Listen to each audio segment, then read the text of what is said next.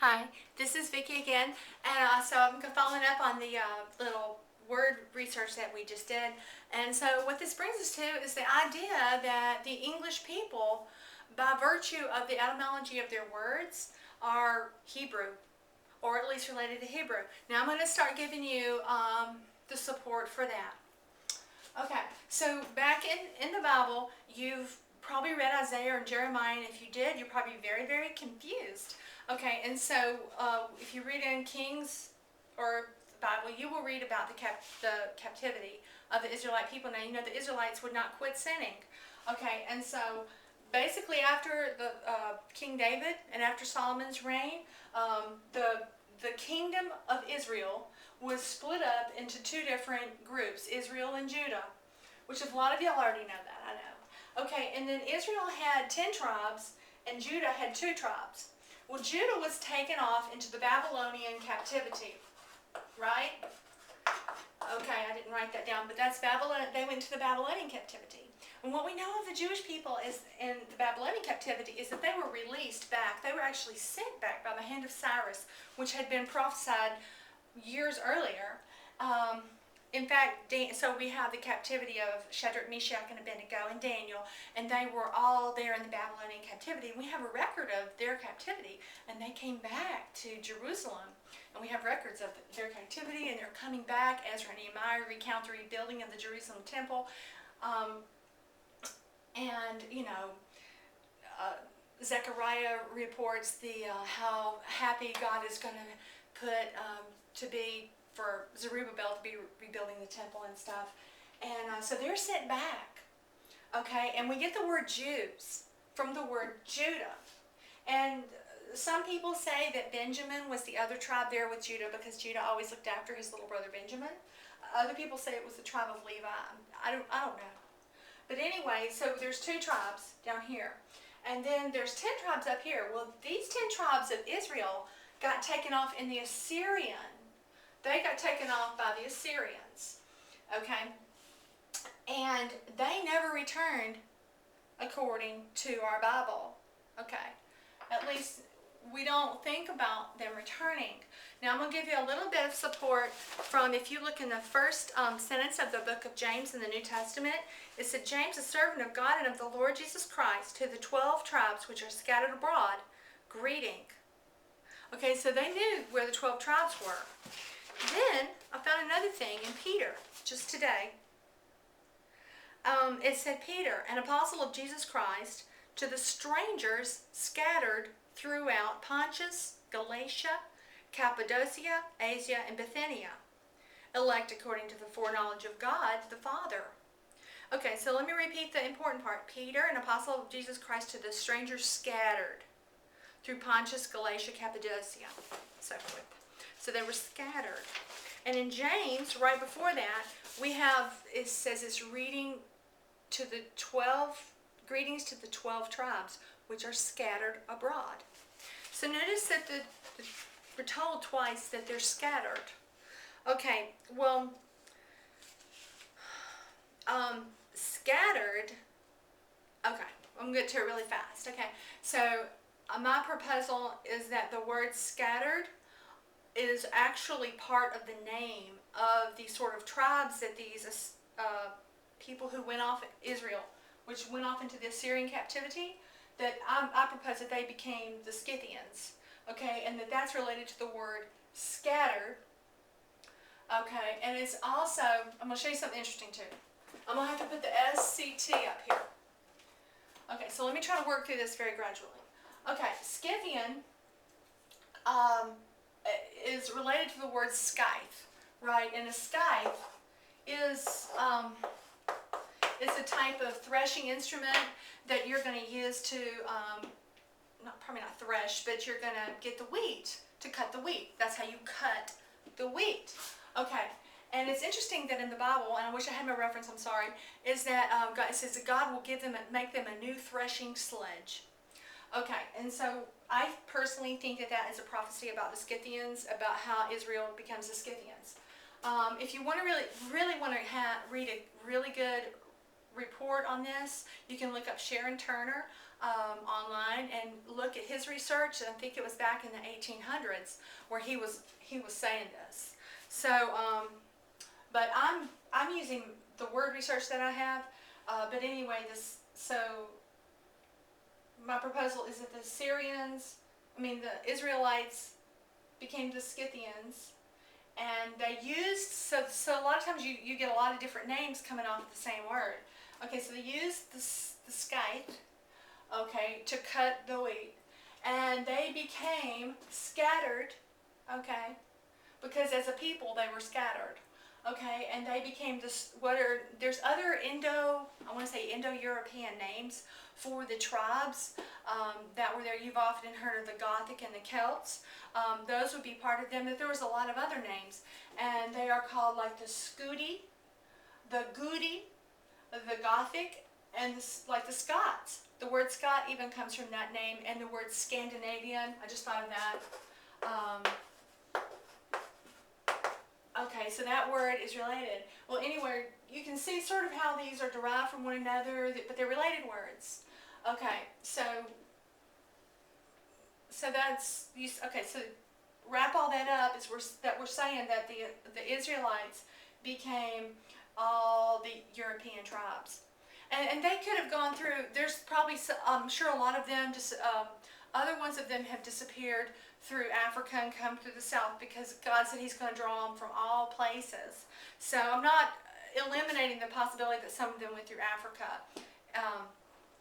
But anyway, so this is very exciting because what this is telling us is that we very well may be the Hebrew children.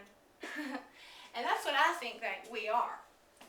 But irregardless, we know what it says in Hebrews is that we become the children, we inherit all the promises of Abraham if we believe. So either way, we are Israel just because we believe. But it's also exciting to think that we are the lost 10 tribes. Because one of the prophecies that gets a little bit confused why Israel thinks that they're always all automatically going to be saved is because it said that they will all believe somewhere in the Old Testament, and so that in Isaiah, and so that becomes hard to know.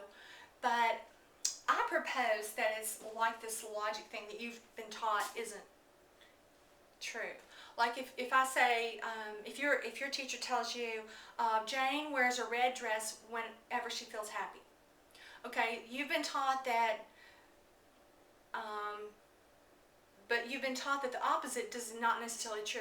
That when Jane wears a red dress, she is happy is not automatically true.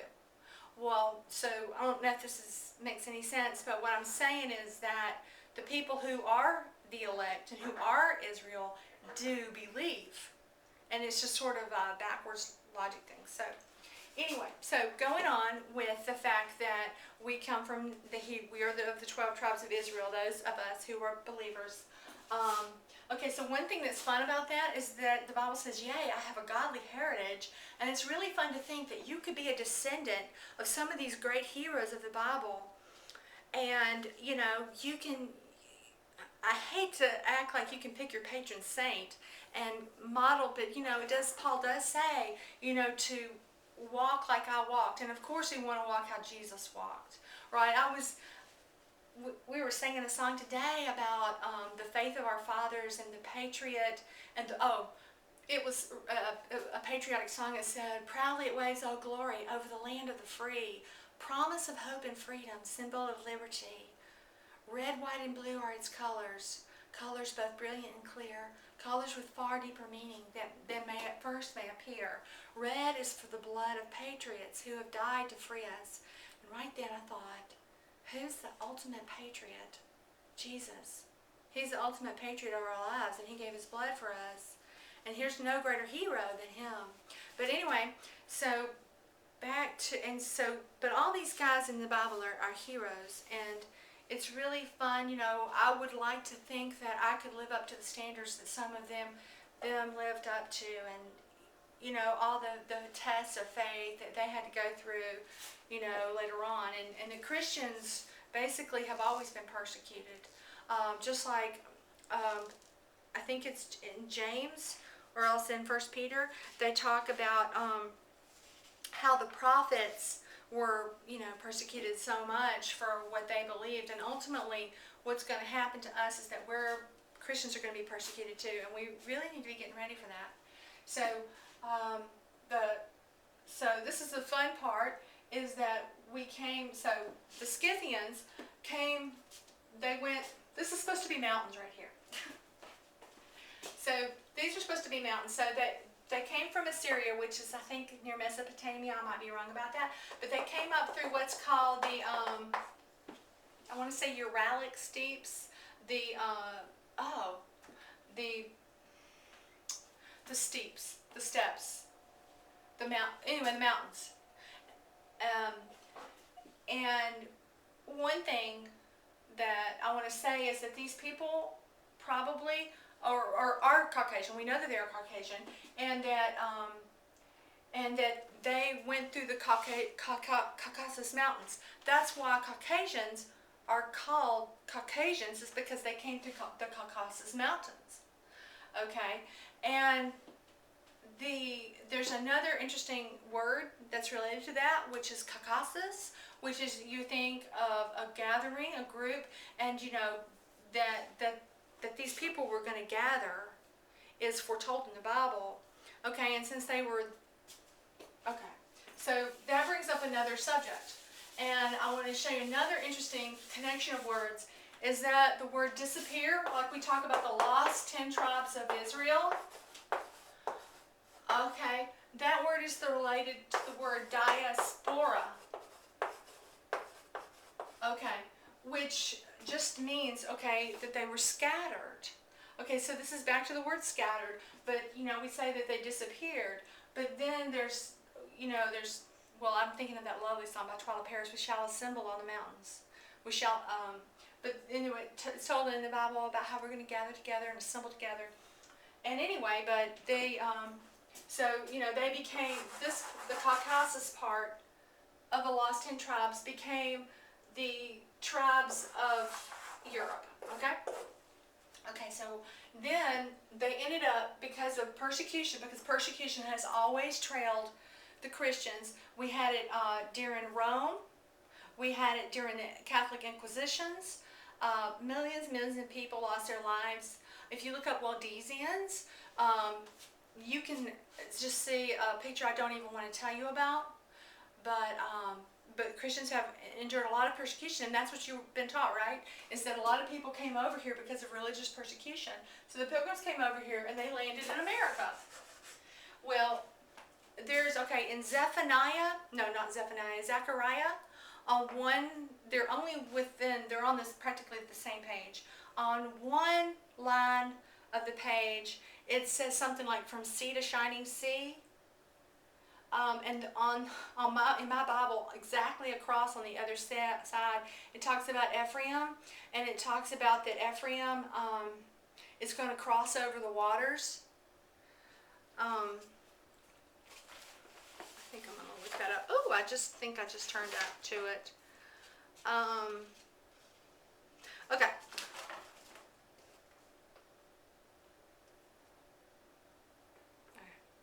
All right, this is Zechariah 9:10.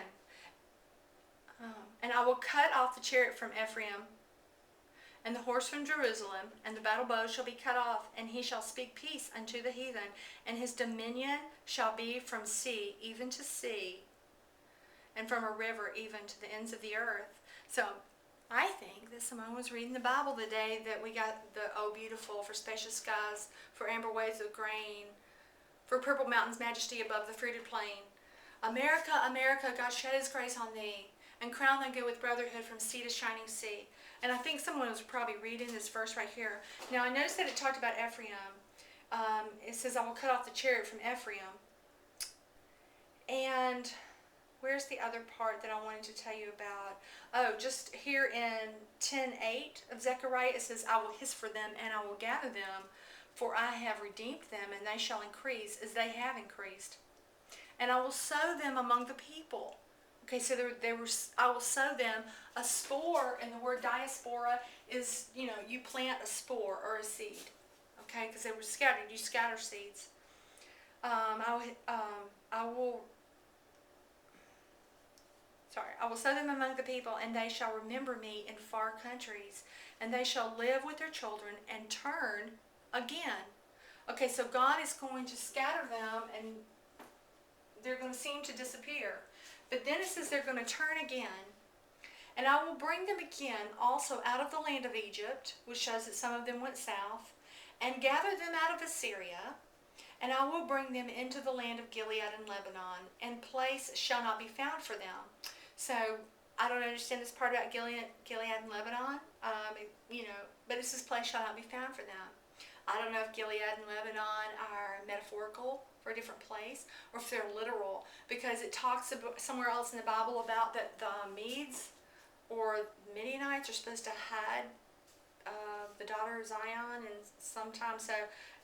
I think there's going to be kind of a regathering place, and we know that Israel's already been, the state of Israel's already been established, but I think that there's more. I think that could be a false gathering, or but I think there's going to be another gathering. And he shall pass through the sea. Here's the part about the sea. I'm sorry. And he shall pass through the sea with affliction, and shall smite the waves in the sea, and all the deeps of the river shall dry up, and the pride of Assyria shall be brought down, and the scepter of Egypt shall depart away. And I will strengthen them in the Lord, and they shall walk up and down in his name. So I personally think it says that he shall pass through the sea with affliction. So you would think this would be when they're turning again, and they're going to have to go back over to the sea. Because when God says that he's going to regather them again, first, okay, I'm getting way ahead of myself. But so we were just back at how they went to America. And America, in my opinion, is prophesied about Babylon the Great, Mystery Babylon the Great. And so we'll get to that in the next video. And thank you very much for watching. And don't miss out on the next episode.